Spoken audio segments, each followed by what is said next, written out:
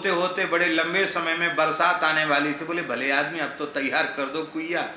तो खाक चौक की जो कुइया है बहुत लंबे समय में बनी, ऐसा महाराज जी बताते थे। वो कुआ अभी भी है खाक चौक में, बड़ा मीठा बड़ा सुंदर जल है उसका, वो कुआ बना।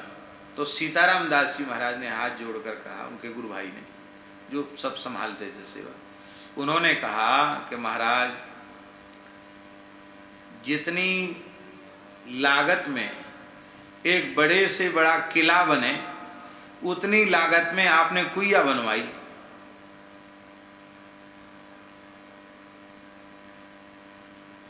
तो बाबा के शब्द थे, बच्चा हम लोग साधु हैं, हमको लोग राजा नहीं कहते, हम लोगों को क्या कहते हैं? महाराज। क्या कहते हैं? महाराज कहते हैं हम लोगों को, राजा वाजा नहीं है हम लोग बेगार थोड़ी किसी से कराते हैं?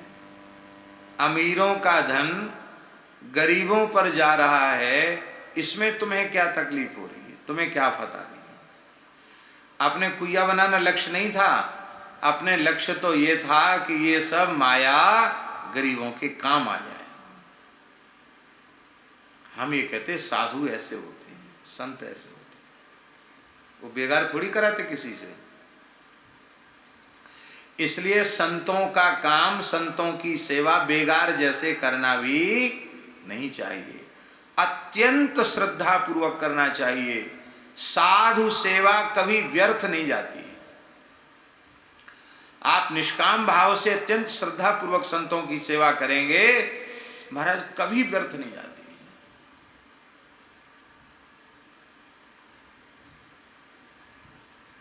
सकाम भाव से करेंगे तो भी व्यर्थ नहीं जाती।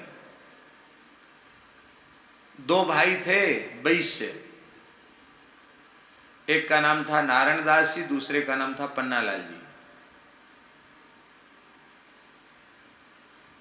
अपने जमाने के बड़े अमीर थे।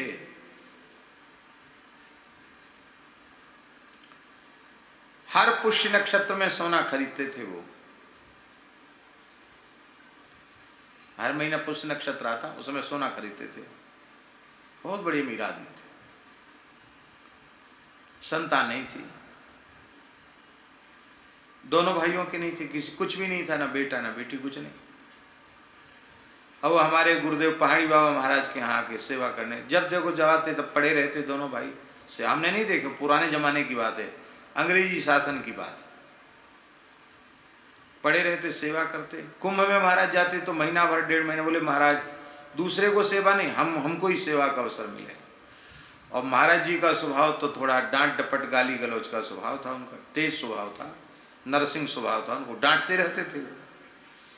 तो एक बार अकाल पड़ा, भारी अकाल पड़ा। उस अकाल में अन्न का कंट्रोल हो गया, अंग्रेजों ने अन्न पर कंट्रोल कर दिया। अन्न जिसको खाना वो फौज में भर्ती हो जाए। हाहाकार मच गया बिना अन्न के। उस समय उन दोनों भाइयों ने, हमारे महाराज जी कहते थे कि वृंदावन में गधा लुट गए। गधा लुट गए का मतलब गधे के पीठ पे लद के कहीं से अन्न आया तो अमीरों ने लूट लिए गधे, ऐसा हो गया था जमाना। ऐसी भुखमरी फैली थी। तो उस काल में उन लोगों ने, दोनों भाइयों ने कहां कहां से लाकर अन्न की व्यवस्था की और महाराज जी को कहा कि आप गरीब दीन दुखी ब्रजवासी साधु जिसको जरूरत हो उसको आप दें, कमी न करें। क्यों? इस समय विपत्ति का समय है। हम बिक जाएं, हमारा घर बार बिक जाए तो भी आप चिंता नहीं करना, बस आपका आदेश। सेवा करी, बढ़िया सेवा की। ठाकुर जी की दया से समय अच्छा आ गया, अनुकूल आ गया, सुकाल हो गया। बहुत ध्यान से सुने, महाराज जी खुश हो गए, अन्न का कंट्रोल खत्म हो गया, पानी बरस गया बढ़िया से, सुभिक्ष हो गया। बोले महाराज अब तो आपकी अनुमति हो तो हम जाएं। महाराज बोले बा भाई प्रसन्न हो गए हम तुम्हारे ऊपर, तुमने विपत्ति में बहुत सेवा की ब्रजवासियों की, वाह। अब प्रसन्न है हम, इसमें कुछ मांग लो। बोले हम प्रसन्न हैं, हमसे मांग लो कुछ। बोले महाराज हम 2 भैया हैं, और अब उम्र बीत रही है, संतान का योग ज्योतिषी नहीं बताते हैं, संतान नहीं है, आगे सेवा चलती रहे, बस यही प्रार्थना है। महाराज जी तो खुश थे। ये बता मंदिर में कितने ठाकुर जी हैं?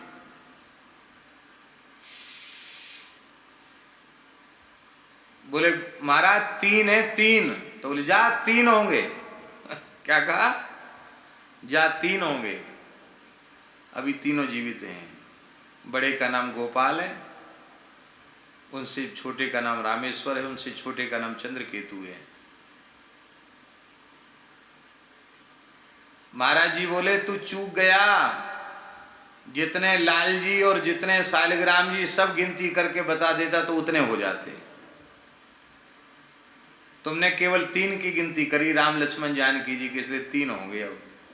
अब दोबारा नहीं मिलेगा वरदान, मिल गए तो वाणी निकलनी थी जो निकल गई। बोल कितने ठाकुर जी है मंदिर में? बोले 3। बोले 3 होंगे जा।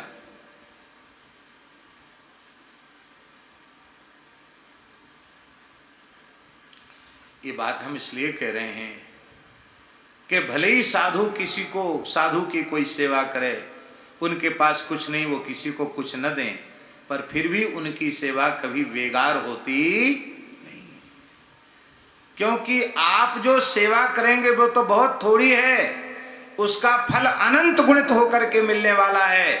और अनंत गुणित होकर मिलने वाला नहीं है, कितने जन्मों तक उसका फल मिलता रहेगा नहीं कहा जा सकता। और कथनचित तुमने निष्काम भाव से सेवा की तो परम फल मिल जाएगा, चरम फल मिल जाएगा। वो परम फल क्या है?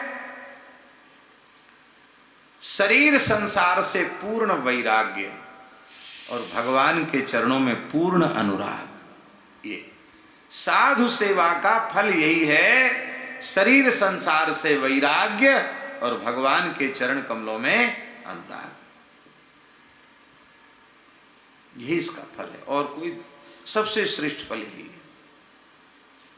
प्रतिदिन सत्संग एवं दर्शन के लिए श्री महाराज जी के ऑफिशियल चैनल को जरूर सब्सक्राइब करें